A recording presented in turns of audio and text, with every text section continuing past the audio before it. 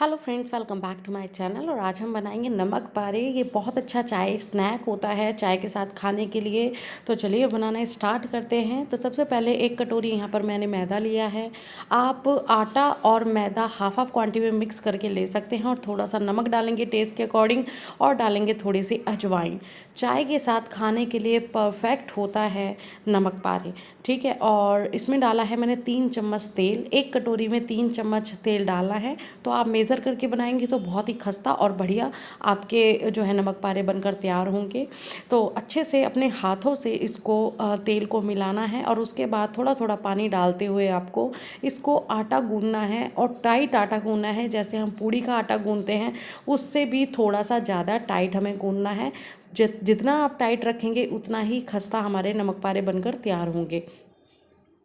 तो देखिए, थोड़ा थोड़ा पानी आपको डालते हुए आपको आटा गूंदना है।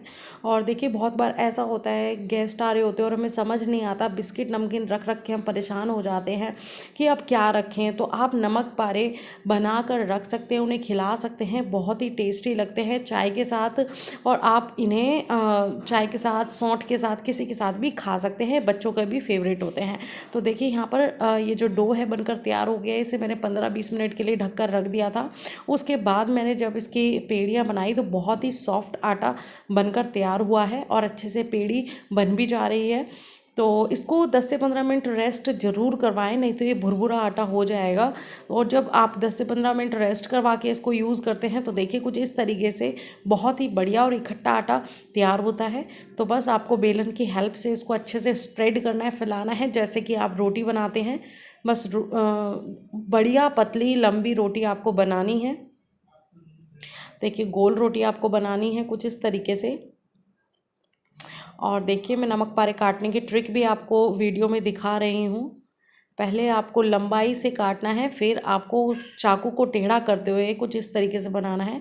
इससे बिल्कुल हलवाई के जैसे आपके नमक पारे तैयार होंगे। और फ्रेंड्स, याद रखें, आप जब भी अजवाइन डालते हैं इसके अंदर तो बारीक वाली अजवाइन यूज़ करें। और देखिए, यहाँ पर तेल लिया है मैंने रिफाइंड ऑयल। आप ऑलिव ऑयल में भी इसको बना सकते हैं। और बस जैसे ही तेल ज़्यादा गर्म नहीं होना चाहिए, मीडियम तेल गर्म हो, तब आपको थोड़े थोड़े डालकर नमक पारों को आपको फ्राई कर लेना है। और आप बिल्कुल टेंशन ना लें, ये नमक पारे चिपकेंगे बिल्कुल नहीं। और जैसे ही ये तेल के अंदर जाते हैं अपने आप खिल जाते हैं, फ्लफ़ी बन जाते हैं और क्रंची बन जाते हैं कुछ इस तरीके से। तो देखिए, बस इनको आपको ज़्यादा रेड नहीं करना है, हल्के ब्राउन होते ही आपको निकाल लेना है, और आपके नमक पारे हो गए हैं बिल्कुल तैयार।